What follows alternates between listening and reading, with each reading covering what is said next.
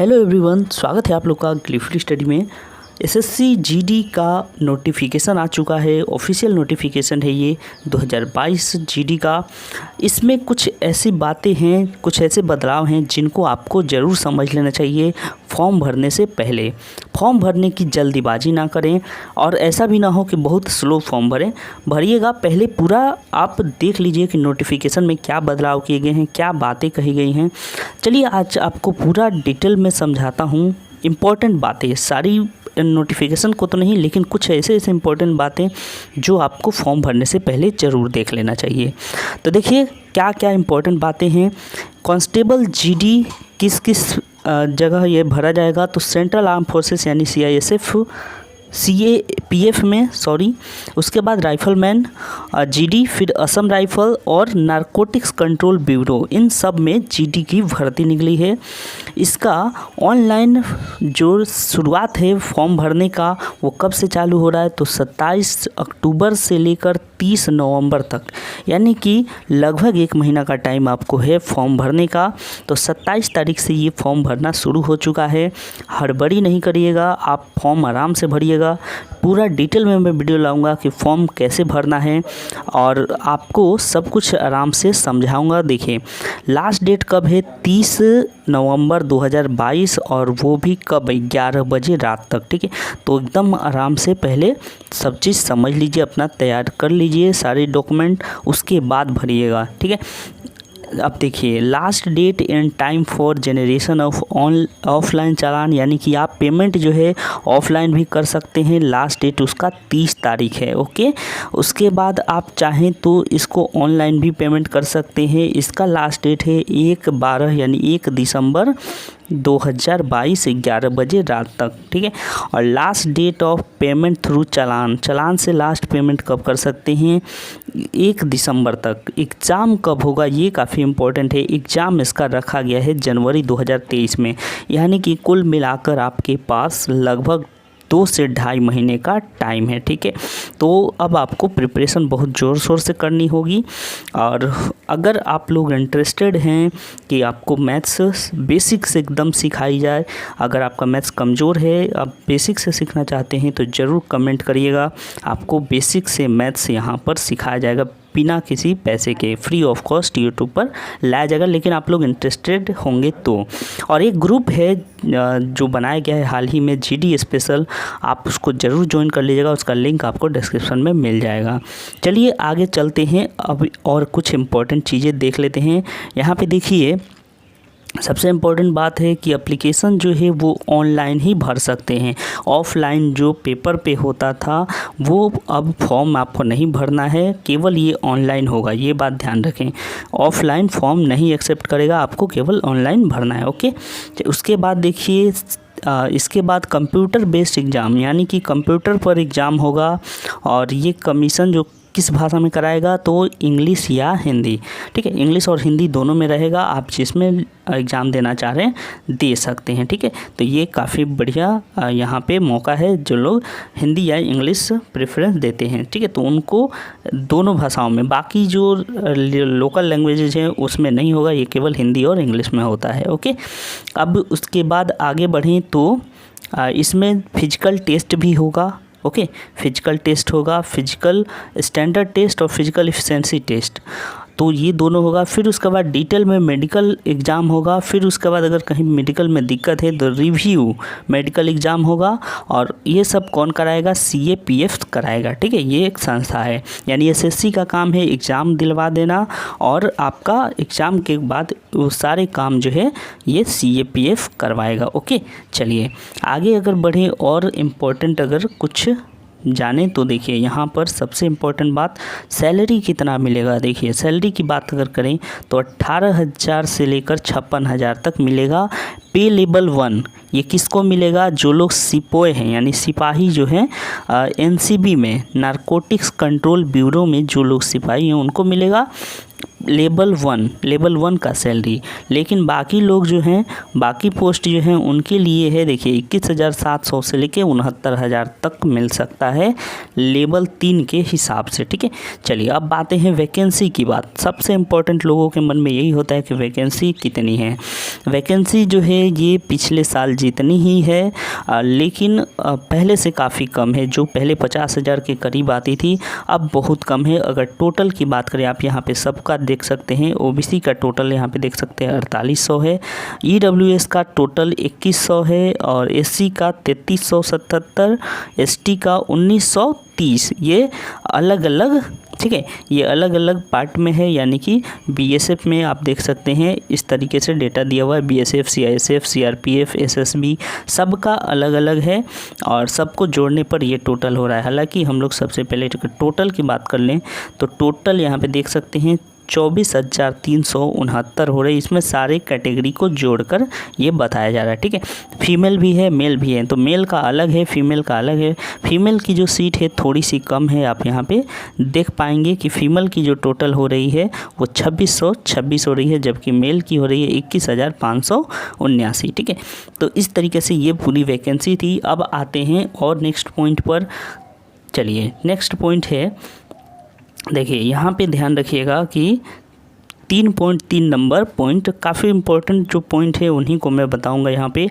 As the vacancy in CAPFs have been earmarked state UT wise candidates are required to submit domicile permanent resident certificate of the state या UT indicated by them in online application form at the time of DME या documents verification filling which her candidature will be cancelled forthwith and candidates will be not be allowed to appear in the detailed medical examination। देखिए, पूरा कहने का मतलब यही है कि जो आप फॉर्म भर रहे हैं, बहुत ध्यान से यहाँ पे बात सुनिएगा।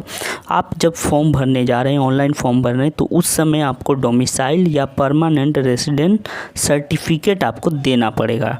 अगर आप यहाँ पे मान लेते हैं जिस स्टेट से हैं उसका आप डोमिसाइल नहीं दिखाते हैं तो फिर आपको रिजेक्ट कर दिया जाएगा। यहाँ पे DME यानी कि जब आपका मेडिकल होगा या डॉक्यूमेंट वेरिफिकेशन होगा, दोनों समय आपको ये दिखाना है डोमिसाइल या परमानेंट रेजिडेंट सर्टिफिकेट। अगर नहीं दिखाते हैं तो आपको निकाल दिया जाएगा, फिर आपका कैंडिडेचर वहाँ से कैंसिल हो जाएगा। आप तो इसीलिए फॉर्म भरने से पहले ये सब बनवा लीजिए। एक और दिक्कत जो लोग करते हैं, बता रहा हूँ आपको, बहुत ध्यान से देखिएगा, समझिएगा। कास्ट जो सर्टिफिकेट है, हालांकि वो आगे आएगा, लेकिन अभी एक बार फिर से बता देता हूँ कि कास्ट सर्टिफिकेट चाहे वो SC हो, ST हो, OBC हो, EWS हो, सब कुछ आपको लास्ट डेट से पहले का बना होना चाहिए। ये बातें एकदम नोट कर लीजिए कि पहले आप बनवा लीजिए, उसके बाद फॉर्म भरिएगा। ठीक है, यानी कि लास्ट डेट से पहले आपका बनना हुआ होना चाहिए, नहीं होगा तो बहुत दिक्कत में पड़ जाएंगे। इसलिए ध्यान रखिएगा कि ये फॉर्म जो है ज़रूर भरने से पहले, फॉर्म भरने से पहले आपको बनवा लेना है। ओके, चलिए अगला पॉइंट देखते हैं, 4 नंबर, नेशनैलिटी, यानी कि आप किस देश के नागरिक हो सकते हैं वो देखना है। यहाँ पे देखिए, candidate must citizen of India, यानी कि भारत के वासी होने चाहिए। Vacancy in CAPF ARR state UT area wise, hence a candidate must submit domicile PRC against his state. यानी कि जो वैकेंसी है वो आपका राज्य वाइज है, ठीक है, ये स्टेट वाइज है और आपका एरिया वाइज है। इसीलिए आपको डोमिसाइल जो है वो ज़रूर सबमिट करना है कि हम इस राज्य के निवासी हैं। ठीक है, ये काफ़ी इंपॉर्टेंट है। उसके बाद एज में सबसे बड़ी राहत मिली है। एज देखिए 18 से 23 साल है, लेकिन 3 साल का यहाँ पर बढ़ाया गया है ऊपर लिमिट, यानी कि अब जो है आप 26 साल तक भी भर सकते हैं। अगर आपका उम्र अभी 26 साल से कम है तो आप इसको आराम से भर सकते हैं। देखिए, लास्ट डेट जो है वो, यानी कि आपका डेट ऑफ बर्थ जो है 97 से पहले का, ठीक है, नहीं होना चाहिए। यानी कि आप जो है ध्यान रखिएगा, 3 जनवरी 1997 अगर आपका है उम्र, ठीक है, यानी कि आपका डेट ऑफ बर्थ है तो आप आराम से भर सकते हैं। लेकिन इससे पहले अगर है 2 तारीख से पहले, यानी 1 जनवरी 1997 है या 1996 है, तो आप नहीं भर पाएंगे। ठीक है, ध्यान रखिएगा 1 जनवरी के पहले जो है 97, 96, 95 इस सब को आप नहीं भर पाएंगे। जिनका 97 है लेकिन 3 जनवरी के बाद का है तो वो लोग भर पाएंगे। ये बहुत बड़ी राहत मिली है और कारण इसका है कोरोना। देखिए यहाँ पे लिखा है कोविड पैंडेमिक के कारण जो है गवर्नमेंट ने 3 साल का छूट दिया है। ओके, चलिए अब नेक्स्ट पॉइंट पे आते हैं। देखिए पॉइंट यहाँ पे है कि कुछ लोगों को छूट दी जाती है उम्र में, वे कौन कौन से हैं कैटेगरी देखिएगा। SC ST को 5 साल का छूट है, OBC हैं तो 3 साल का, यानी कि कोई कैंडिडेट जो है अभी 29 साल का है, OBC से है तो वो भी भर सकता है, क्योंकि 26 साल तो छूट है ही, 3 साल उसको और छूट मिल जाएगा तो 29 साल तक वो भर सकता है। ठीक है, एक सर्विसमैन का भी 3 साल का छूट है, यहाँ पे ध्यान रखिएगा। और children and dependent of victim killed in 1984 1984 दंगे में जो लोग मरे हैं उनके बच्चे या पीड़ित बच्चे जो हैं वो क्या कर सकते हैं। और देखिए यहाँ पे गुजरात में जो 2002 में दंगा हुआ था उसमें भी अगर किसी का बच्चा है तो वो उसको भी 5 साल का छूट दिया गया है। ठीक है, तो ये पॉइंट्स थे। उसके अलावा यहाँ पे देखिए 1984 में जो दंगे हुए थे, गुजरात में जो दंगे हुए थे 2002 में OBC के अगर कैंडिडेट हैं तो उसको 10 साल का छूट मिलेगा, 8 साल का छूट मिलेगा। और अगर आप SC ST के हैं तो फिर 10 साल का छूट मिलेगा अगर 1984 के आप विक्टिम हैं। ठीक है, यानी कि आप कोई इसमें अगर जो कोई इन्वॉल्व हुआ था और उसके जो घर के बच्चे हैं तो उनको 10 साल का छूट मिलेगा। ठीक है, चलिए अब कुछ और इम्पोर्टेंट बातें हैं 5.12 में। देखिए यहाँ पे एक काफ़ी इम्पोर्टेंट बात कही गई है कि date of birth filled by candidate in the online. एक बार आप जब भर रहे हैं तो बहुत ध्यान से भरिएगा, मैट्रिकुलेशन सर्टिफिकेट में जो आपका डेट ऑफ बर्थ है वही लिखना है। ठीक है, ध्यान रखिएगा। कुछ लोगों का होता है कि हॉस्पिटल वाला सर्टिफिकेट में कुछ और रहता है, स्कूल वाला में कुछ और रहता है और बाकी जगह कहीं और रहता है, तो सब कुछ छोड़ के आपका जो मैट्रिकुलेशन में है वही भरना है डेट ऑफ बर्थ। आप बाकी चीज़ों को चेंज करवा लीजिए, जैसे मान लेते हैं आधार में आपका कुछ और है और मैट्रिकुलेशन वाला यानी कि 10th वाला सर्टिफिकेट में कुछ और डेट ऑफ बर्थ है, तो आपको 10th वाला को ही वैल्यू देना है, आधार वाला चेंज करवा लीजिएगा उसके हिसाब से। ठीक है, ये बात ध्यान रखिएगा। तो आधार वाला उतना इम्पोर्टेंट नहीं है जितना कि 10वीं वाला आपका मार्कशीट यानी कि सर्टिफिकेट जिस पे लिखा हो डेट ऑफ बर्थ लिखा हो, चाहे वो एडमिट कार्ड हो सकता है 10वां का या फिर सर्टिफिकेट हो सकता है। ठीक है, तो ये बात इम्पोर्टेंट है, ध्यान रखिएगा। चलिए आगे बढ़ें। तो इसके बाद एक और इम्पोर्टेंट पॉइंट है यहाँ पे, आपको खाली जितना भी इम्पोर्टेंट पॉइंट है वही बताऊँगा, क्योंकि आपको भी अब से तैयारी शुरू कर देनी चाहिए और जितना कम टाइम हो उतना आप जल्दी तैयारी कर पाएँ। ठीक है, कम टाइम में ज़्यादा आपको तैयारी करनी है, इसलिए ध्यान रखें। चलिए 6.1 नंबर जो पैरा है इसमें ध्यान रखना है, candidate who wish to consider against vacancy reserved और seek age relaxation are required to submit request certificate from the competent authority in the prescribed format. अब देखिए यहाँ पे इम्पोर्टेंट बात ये है कि आप जब फॉर्म भरने जा रहे हैं उससे पहले जो है आप SC ST OBC EWS या जो भी कैटेगरी से हैं, ठीक है, कुछ लोग PWD कैटेगरी से होते हैं, तो वो भी अपना सर्टिफिकेट ज़रूर बनवा लें। कब? लास्ट डेट से पहले। ठीक है, लास्ट डेट से पहले अगर नहीं बनवाते हैं तो फिर आप मुसीबत में पड़ जाएंगे, यानी कि जब आपका मेडिकल होगा और डॉक्यूमेंट वेरिफिकेशन होगा तो आपको दिक्कत आएगी वहाँ पे। फिर आपको यानी कि जैसे आपने क्या किया कि आपका बना नहीं, बाद में आपने बनवाया, तो एक प्रोविज़नल आपको दिया जाएगा, प्रोविज़न आपको दिया जाएगा कि आपका माना गया है अभी कि आपने सही दिया है इन्फॉर्मेशन, लेकिन उसकी फिर जांच की जाएगी और गड़बड़ होता है तो फिर आपको सज़ा भी मिलेगी और उसके अलावा कुछ सालों के लिए SSC से निकाल भी दिया जाएगा। तो इसलिए आप ज़रूर ध्यान रखें, इन सब कैटेगरी का सर्टिफिकेट बनवा लें। ठीक है, ये सारी कैटेगरी का जो सर्टिफिकेट है उसको फॉर्म भरने से पहले यानी लास्ट डेट तक ज़रूर बनवा लें। ओके, समझ में आया? तो ये सब था बातें। आगे बढ़ते हैं हम लोग।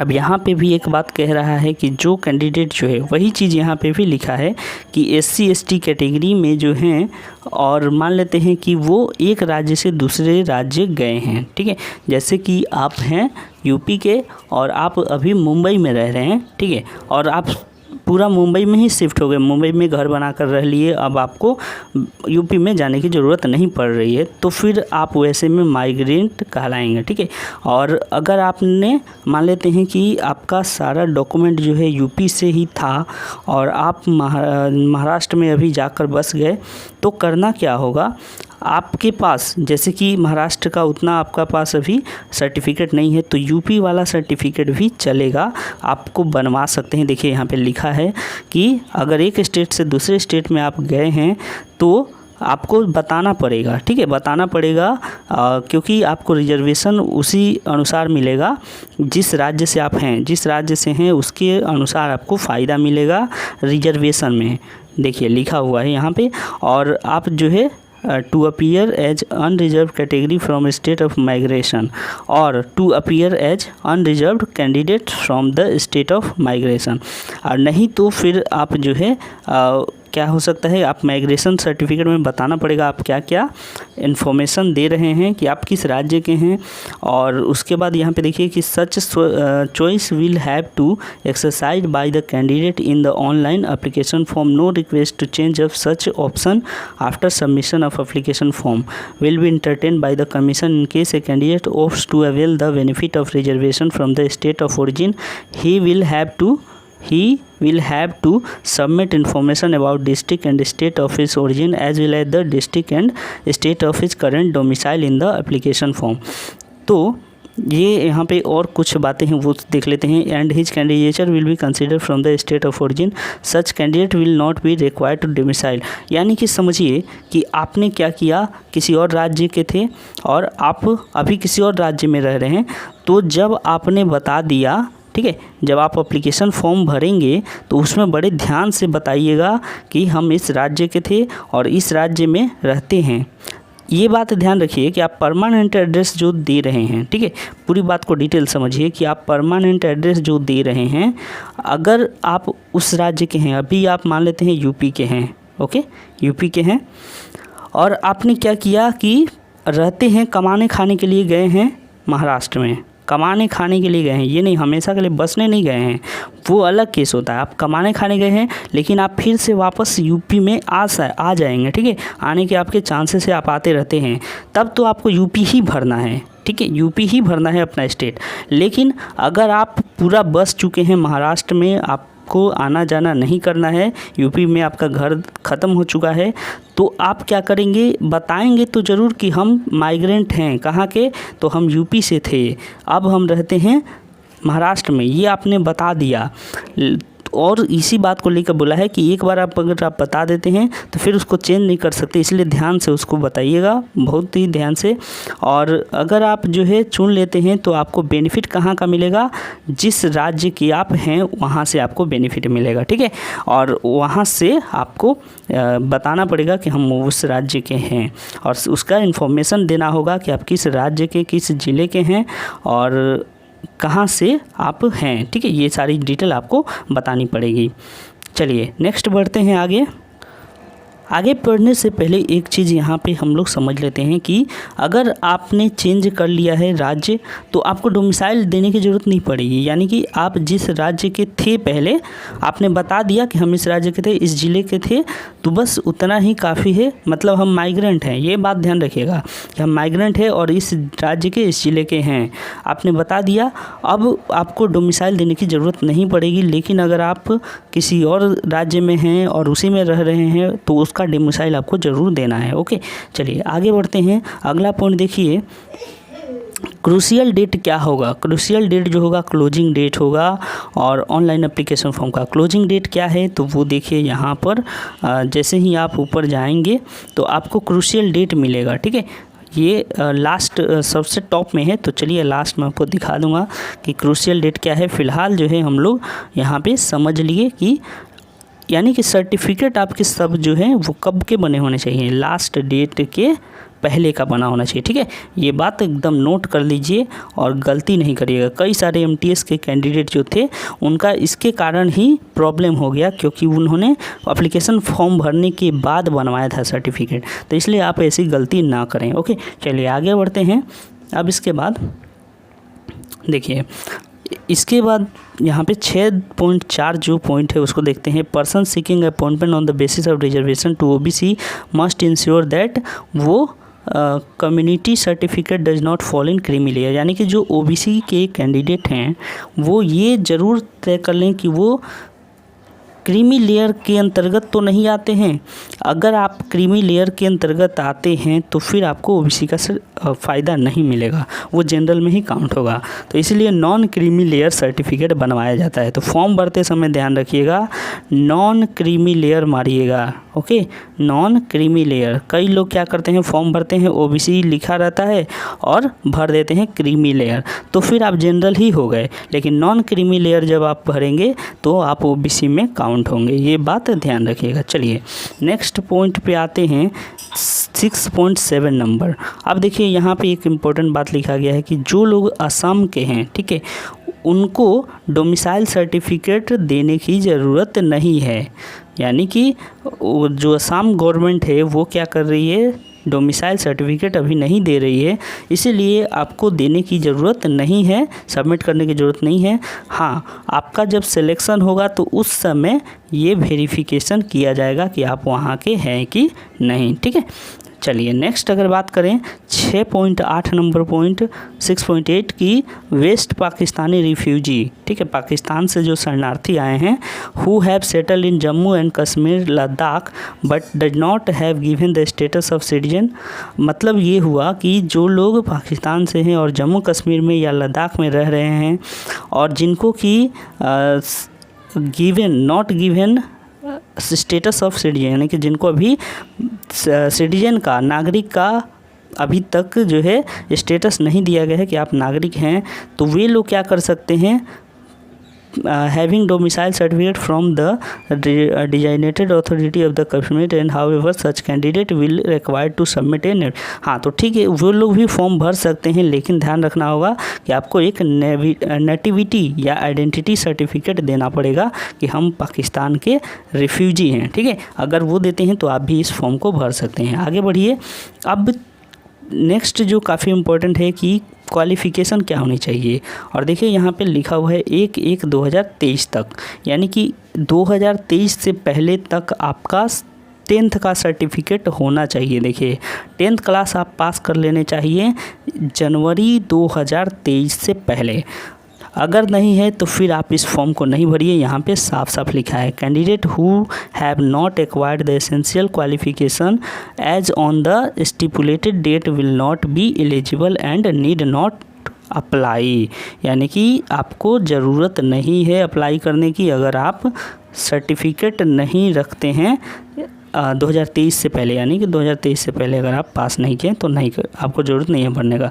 इसमें केवल 10वीं पास लोग ही भर देंगे तो चलेगा, यानी कि ज़रूरत नहीं है कि आपको ग्रेजुएशन होना चाहिए, केवल 10वीं पास भी हैं तो आप भर सकते हैं इसको। ठीक है, और ग्रेजुएशन है तो भी भर सकते हैं, ऐसा नहीं है, 10वीं से ऊपर होना चाहिए। ठीक है, चलिए उसके अलावा अगर बात करें तो यहाँ पे 7.2 नंबर हमने देख लिया।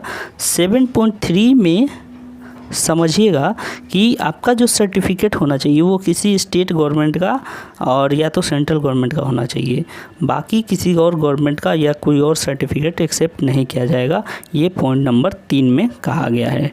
चलिए तो नेक्स्ट अगर आगे बढ़ें तो यहाँ पे देखिए एनसीसी सर्टिफिकेट होल्डर को क्या फ़ायदा मिलेगा। जिनके पास एनसीसी का सर्टिफिकेट है उनको क्या फ़ायदा मिलेगा वो देख लेते हैं। एनसीसी सी सर्टिफिकेट जो है उनको 5% का छूट मिलेगा, यानी कि जितने नंबर का एग्ज़ाम हो रहा है 5% उनको ज़्यादा बोनस नंबर दिया जाएगा।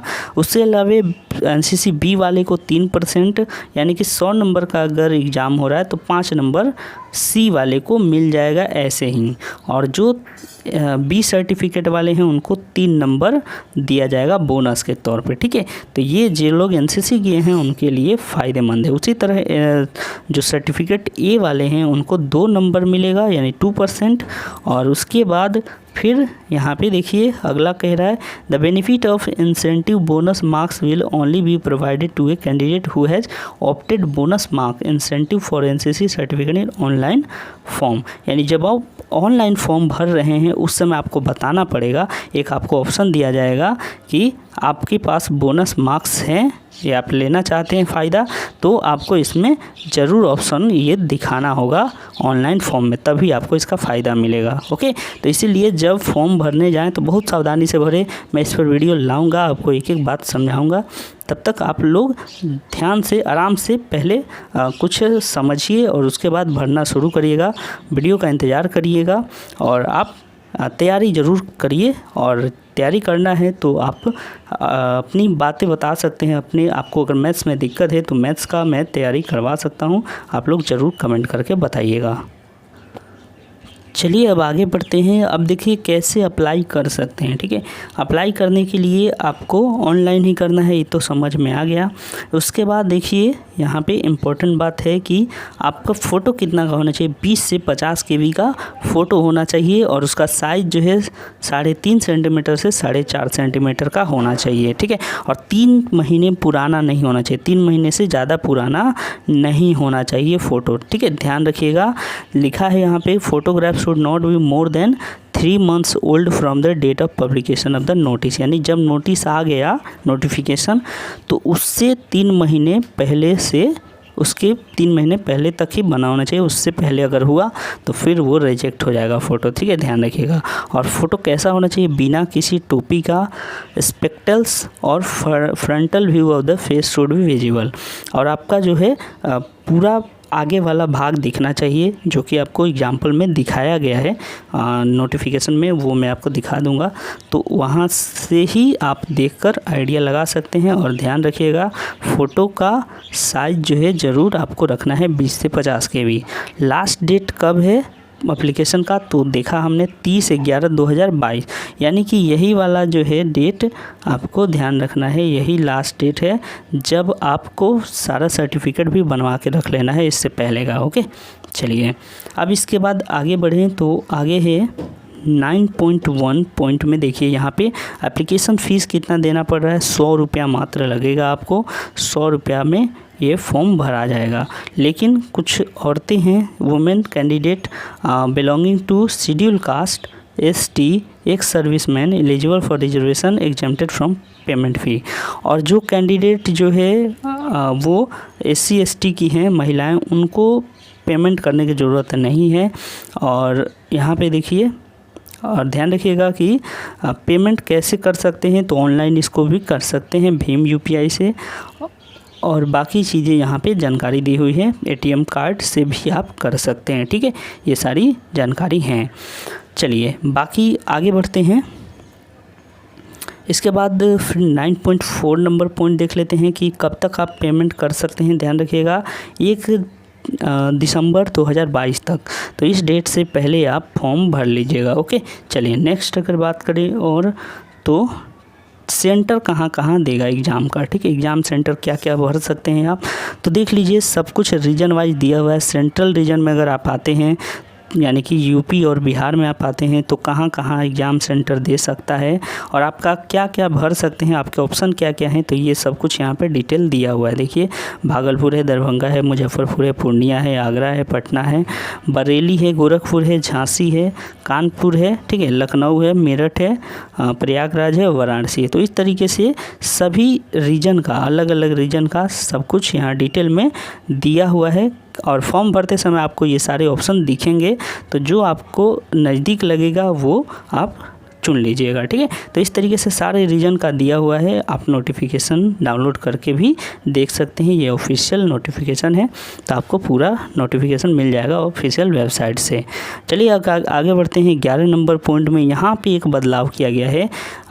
देखिए कंप्यूटर बेस्ड जो एग्ज़ाम होगा इसमें बदलाव किया गया है। पहले क्या होता था 25-25 के होते थे, अब देखिए क्वेश्चन घटाकर 20-20 कर दिया है। और ये नहीं, टाइम भी घटाया है। पहले जो था 90 मिनट का होता था, अब जो है 60 मिनट का हो रहा है एग्ज़ाम। ठीक है, ध्यान रखिएगा, अब 60 मिनट का एग्ज़ाम होगा। अब देखिए इसमें 20 क्वेश्चन होंगे रीजनिंग के। ठीक है, रीजनिंग के 20 क्वेश्चन जिसमें कि 2-2 नंबर का होगा। देखिए यहाँ पे लिखा है 2 नंबर का एक क्वेश्चन होगा, तो इस तरह से आपके 40 नंबर हो गए। फिर उसके बाद जीके जो है उसको 20 क्वेश्चन उसमें भी रहेंगे, 40 नंबर का ये भी हो गया।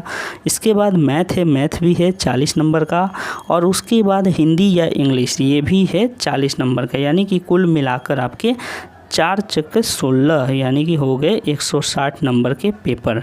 तो 160 नंबर है, आपको इसमें अच्छा लाना होगा, तब जाकर आपका सिलेक्शन होगा। तो इसके लिए ज़रूर आप पढ़िए, और जो भी ज़रूरत हो, हेल्प हो, ज़रूर हम लोगों से कमेंट करके कहिए। जितना ज़रूरत हेल्प हो पाएगा हम लोग ज़रूर करेंगे। तो यहाँ पर जितने सब्जेक्ट्स हैं, आपको किस में दिक्कत है, फ़िलहाल तो मैं इसको ज़रूर करवा सकता हूँ। आप लोग इंटरेस्टेड होंगे हिंदी भी करवा दूँगा, और बाकी जो 2 बच गए उनके लिए अगर आप लोग रिक्वेस्ट करेंगे, आप लोग कहेंगे, तो दूसरे टीचर से बात की जाएगी। फ़िलहाल आते हैं इसमें नेगेटिव मार्किंग कितना है, ध्यान रखिएगा 0.50 मार्क्स, यानी कि आधा नंबर कटेगा। आधा मतलब कि 1 में से आधा। ठीक है, ध्यान रखिएगा 1 में से आधा कटेगा। अगर आपको 1 पर 2 नंबर मिलता है तो आधा नंबर कट भी जाएगा अगर गलती हुआ तो। ठीक है, तो ध्यान रखिएगा, इस तरीके से ये नेगेटिव मार्किंग भी है। चलिए आगे बढ़ें अगर, तो उसके बाद 11.14 में देख लेते हैं क्या लिखा हुआ है। There shall be no provisional checking. अब इसके बाद इधर आइए यहाँ पर। ठीक है, देखिए 11 यहाँ पे सिलेबस भी दिया हुआ है। आप चाहें तो एक बार सिलेबस को बड़े ध्यान से देख सकते हैं।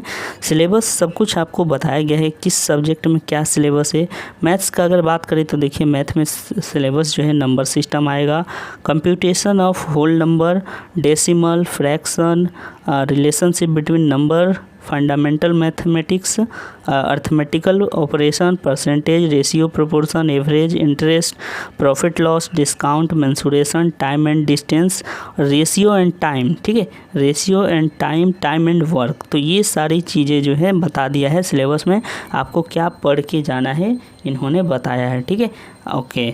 नेक्स्ट अगर हम चले आगे तो देखिए इसके बाद हम लोग फिजिकल इफ़िशियंसी टेस्ट में आते हैं। फिजिकल इफ़िशियंसी टेस्ट आपको पता है आपको देना पड़ेगा, सब कैंडिडेट को देना पड़ेगा।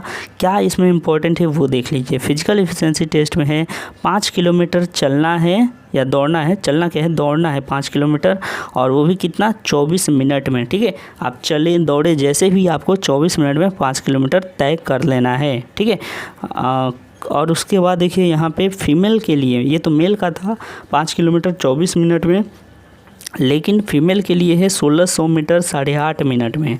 ठीक है, यानी कि कोई महिला है तो उसको 8.5 मिनट में 1600 किलोमीटर चलना है उसकी। लेकिन ये किसके लिए है, ये है केवल लद्दाख वालों को छोड़कर। लद्दाख वालों को छोड़कर बाकी सारे राज्य और केंद्र शासित प्रदेश के कैंडिडेट के लिए ये है। लेकिन जो लोग लद्दाख के हैं उनके लिए क्या करना है, उनको 1600 मीटर दौड़ना है, 1600 मीटर या फिर 1 किलोमीटर 600 मीटर दौड़ना है 6.5 मिनट में। ठीक है, 6.5 मिनट। और वही महिला है अगर तो उनको 800 मीटर दौड़ना है 4 मिनट में। ये लद्दाख वालों के लिए है केवल। ओके, चलिए नेक्स्ट अगर बात करें तो 11.5 यहाँ पे देखिए फिजिकल स्टैंडर्ड क्या होनी चाहिए, हाइट कितना होना चाहिए। हाइट 170 सेंटीमीटर का होना चाहिए पुरुषों का, महिलाओं का हाइट 157 सेंटीमीटर का होना चाहिए। ठीक है, 170 सेंटीमीटर पुरुषों का, 157 सेंटीमीटर महिलाओं का। अब चलिए इसमें भी कुछ छूट दिया गया है, छूट को देख लेते हैं। देखिए यहाँ पे अगर एक कैंडिडेट जो कि शेड्यूल ट्राइब का है, शेड्यूल ट्राइब यानी कि जो अनुसूचित जनजाति से हैं, उनको 162 हाइट होने से भी चलेगा पुरुषों में, लेकिन अगर महिला है तो 150 सेंटीमीटर का हाइट भी चलेगा। ठीक है, तो ये ध्यान रखिएगा, अनुसूचित जनजाति यानी शेड्यूल्ड ट्राइब के लोगों के लिए, एसटी के लिए है ये। ठीक है, ये एसटी के लिए है।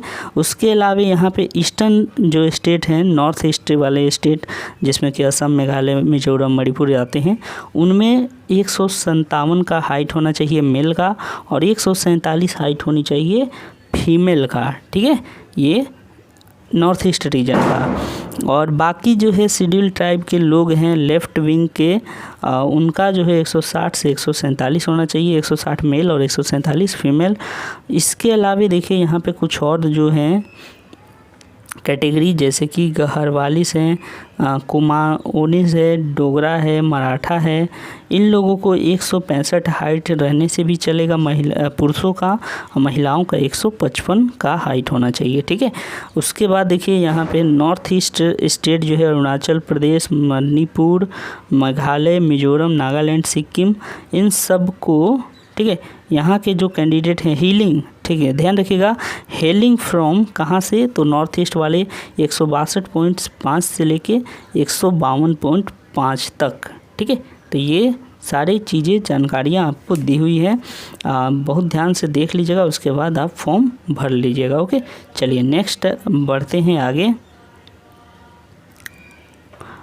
यहाँ पे एक चीज़ ध्यान दीजिएगा, आप लोग को कन्फ्यूजन हो सकता है कि नॉर्थ ईस्ट यहाँ पे भी लिखा है, लेकिन उनका ये दिया, ये है शेड्यूल ट्राइब का। ठीक है, यानी एसटी के कैटेगरी वालों का 157 होना चाहिए। लेकिन अगर आप नॉर्थ ईस्ट के कैंडिडेट जनरल हैं, ओबीसी हैं, इस तरह के कैंडिडेट हैं, तो फिर आपका हाइट इतना होना चाहिए 162.5 और 152.5 फीमेल का होना चाहिए। ठीक है, लेकिन अगर आप नॉर्थ ईस्ट स्टेट के एसटी कैटेगरी हैं तो फिर आपका हाइट ये होना चाहिए। समझ में आया? चलिए नेक्स्ट बढ़ते हैं आगे।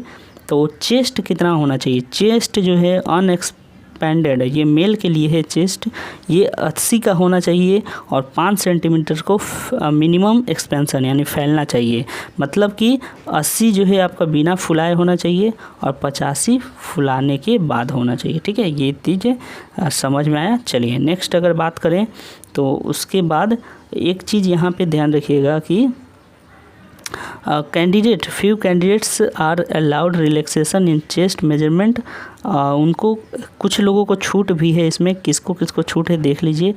All candidates belonging to schedule tribe, ST के जो कैंडिडेट हैं उनका 76 रहने से भी चलेगा और 5 का उनको एक्सपेंशन यानी 5 फैलाना पड़ेगा। 76 और 5 होता है 81, यानी कि उनका 76 और 81 है एसटी वालों का। ओके, इसी तरह से बाकी कैटेगरी भी देख लीजिए, गहरवालिस और ये सब कैटेगरी, डोगरा, मराठास का कितना होना चाहिए 78 और 5। उसके बाद यहाँ पे नॉर्थ ईस्ट के जो कैंडिडेट हैं उनका होना चाहिए 77 और 5। ठीक है, ये इस तरीके से होना चाहिए। चलिए वेट की बात करें यानी वज़न कितना होना चाहिए, तो वज़न जो है आपका हाइट के हिसाब से होना चाहिए, हाइट के हिसाब से जो मेडिकल स्टैंडर्ड होता है। तो यहाँ पे बताया नहीं है कि कितना वेट होना चाहिए, लेकिन अगर हाइट के हिसाब से आपका होना ही चाहिए। ठीक है, तो कम से कम अगर 50 से 60 kg के बीच में आप हैं तो आप ज़रूर इसमें पार्टिसिपेट कर सकते हैं, इस फॉर्म को भर सकते हैं। ओके, चलिए अब आगे बढ़ते हैं। इसके बाद हम लोग आगे बढ़ेंगे, 3 नंबर हो गया। चलिए नेक्स्ट आते हैं। अब ये मेडिकल स्टैंडर्ड है, आपको पता होगा मेडिकल में क्या क्या ले जाना है, वो सारी जानकारी दी हुई है। तो इसमें कुछ खास नहीं है, आपको 10th का सर्टिफिकेट ले जाना है, डोमिसाइल ले जाना है, एनसीसी है तो एनसीसी सर्टिफिकेट ले जाइए, और नहीं तो फिर आपका जो भी कास्ट सर्टिफिकेट है, कैटेगरी सर्टिफिकेट, वो सब ले जाना है। ओके, चलिए अब कुछ और इम्पोर्टेंट बातों पर आते हैं जो कि आपके लिए इम्पोर्टेंट हो। चलिए देखिए यहाँ 13.11, ठीक है, यहाँ पे 13.11 में कुछ बात इंपॉर्टेंट कहा गया है कि आप जो basis of normalised marks scored by candidate, यानी कि आपका जो एग्ज़ाम होगा उसको नॉर्मलाइजेशन से बढ़ाया या घटाया जा सकता है, नॉर्मलाइजेशन होगा उसमें। और होने के बाद देखिए आप जो स्कोर लाए हैं एग्ज़ाम में, ठीक है, सीबी कंप्यूटर बेस्ड एग्ज़ाम में, तो और उसमें एनसीसी जोड़कर, ठीक है, एनसीसी का बोनस मार्क्स जोड़ने के बाद फाइनल सिलेक्शन होगा और उसके बाद आपको एलोकेट किया जाएगा, आपका पोस्ट दिया जाएगा और ध्यान रखिएगा कि यानी कि आपको मार्क्स जो है अच्छा लाना पड़ेगा, तभी जाकर आपको प्रेफरेंस ज़्यादा मिलेगा। और जो लोग जिस कैटेगरी से हैं वो उसका फ़ायदा उनको मिलेगा, उनका अलग से लिस्ट बनेगा मेल और फीमेल का, ठीक है। ध्यान रखिएगा हर राज्य का अलग कैटेगरी लिस्ट बनेगा मेरिट का, और उसमें मेल फीमेल अलग अलग लिस्ट बनेगा। तो वो चीज़ें ध्यान रखिएगा आप लोग भरते समय। चलिए नेक्स्ट बात करें यहाँ पे, तो देखिए आप जब फॉर्म भर रहे हैं तो उस समय आपको प्रेफरेंस देना पड़ेगा कि आपको सबसे अच्छा क्या लगता है। जैसे अगर CISF का जॉब आपको अच्छा लगता है तो पहले उसको प्रेफरेंस देंगे, और आप जो नंबर लाएंगे, ठीक है, finally selected candidate will made on the basis of merit. आपका जो एग्ज़ाम हुआ है कंप्यूटर बेस, उसका आधार पर मेरिट बनेगा, और जो आपने प्रेफरेंस दिया है उसके हिसाब से आपको सीट मिलेगी या आपका पोस्टिंग होगा। इसीलिए फॉर्म भरते समय ध्यान रखिएगा कि आप जो भरेंगे पहला उसी के प्रेफरेंस के हिसाब से आपका मिलेगा। यानी नंबर आपका अच्छा है तो आपको अच्छा पोस्ट मिलेगा, नंबर ख़राब है तो फिर आपको लास्ट वाले प्रेफरेंस मिलेंगे, ठीक है। चलिए अब इसके बाद आते हैं हम लोग 14 नंबर पॉइंट में। यहाँ पे कुछ इंपॉर्टेंट चीज़ें थी उसको देखते हैं।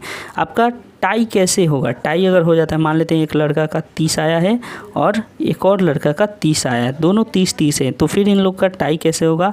तो देखिए इन लोग का जो पार्ट 1 का एग्ज़ाम है उसका नंबर देखा जाएगा, पार्ट B का एग्ज़ाम है उसका नंबर देखा जाएगा। अब ये पार्ट A और पार्ट B क्या है, इसमें दोनों में जिसका नंबर ज़्यादा होगा उसको पहले दिया जाएगा। यानी पहले देखा जाएगा कि पार्ट A में किसका ज़्यादा है। मान लेते हैं ये जो लड़का 30 लाया है इसका पार्ट A में 6 नंबर है और दूसरे वाले का 7 नंबर है, तो जो 7 लाया है उसको प्रेफरेंस दिया जाएगा, उसको नौकरी दिया जाएगा, ठीक है। इस तरह से टाई को कम किया जाएगा, ख़त्म किया जाएगा। चलिए अब आपको दिखा देता हूँ कि पार्ट A और पार्ट B क्या है। तो देखिए यहाँ पे बताया गया है पार्ट ए यानी कि रीजनिंग को पार्ट ए कहा गया है, पार्ट बी यानी कि जीके। तो जिन कैंडिडेट का पहले तो देखा जाएगा कि रीजनिंग में कितना मार्क्स लाए हैं, तो रीजनिंग में किसी ने अच्छा लाया तो उसको दे दिएगा। मान लेते हैं दोनों ही 7-7 लाया रीजनिंग में, ठीक है। पहले तो 30-30 लाया था, उसके बाद दोनों का ही 7-7 आया रीजनिंग में। अब जीके वाला नंबर मिलाया जाएगा। मान लेते हैं किसी ने जीके में 8 लाया या 10 लाया और किसी ने जीके में 8 ही लाया, तो जिसका जीके में ज़्यादा आ गया अब उसको दे दिया जाएगा प्रेफरेंस, ठीक है, यानी कि उसका सिलेक्शन होगा। तो इस तरीके से ये पूरा टाई था। तो दोस्तों ये पूरा नोटिफिकेशन मैंने आपको बता दिया। अब एक आपको फ़ोटो दिखा देता हूँ कि फ़ोटो किस तरीके से होनी चाहिए, वो लास्ट में आपको ये सारी डिटेल जो है फॉर्म कैसे भरना है ये नोटिफिकेशन में भी बताया गया है। हालांकि मैं इस पर वीडियो भी ला दूंगा अगर आप लोग इंटरेस्टेड होंगे। तो देखिए फ़ोटो किस तरीके से होना चाहिए। देखिए यहाँ पे कैसे फ़ोटो एक्सेप्ट कर सकता है, फ़ोटो इस तरीके का एक्सेप्ट करेगा। देखिए जिसमें कि दोनों कान दिख रहे हैं, ठीक है, ऐसा फ़ोटो होना चाहिए। और क्या होना चाहिए कि सिंपल होना चाहिए, ना इसमें कोई चश्मा लगाए। देखिए इस तरह का स्टाइलिश फ़ोटो स्वीकार नहीं करेगा, ये जो है फ़ोटो नहीं चलेगा, ये भी नहीं चलेगा, टोपी वाला भी नहीं चलेगा। तो इस तरीके से इन्होंने सैंपल बताया है किस तरह का फ़ोटो नहीं चलेगा। ये धुलधुला है, इस भी नहीं चलेगा, ये भी अच्छा से नहीं दिख रहा है और ये भी नहीं दिख रहा है ठीक से। तो इस तरीके से कोई भी ऐसा फ़ोटो नहीं चलेगा जो आप स्टाइलिश फ़ोटो डालेंगे तो रिजेक्ट हो जाएगा, ठीक है। तो ये सारी डिटेल थी, कुछ और जानकारियाँ आपको दी जाएगी जैसे ही आती है अपडेट। तो फ़िलहाल आप चैनल से बने रहें और बाकी वीडियोज़ के लिए चैनल को सब्सक्राइब करें, बेल आइकन को ज़रूर क्लिक कर लें। ओके, मिलेंगे अगले वीडियो में जो कि होगा कोई हेल्पफुल वीडियो। तब तक के लिए अपना ध्यान रखें। धन्यवाद।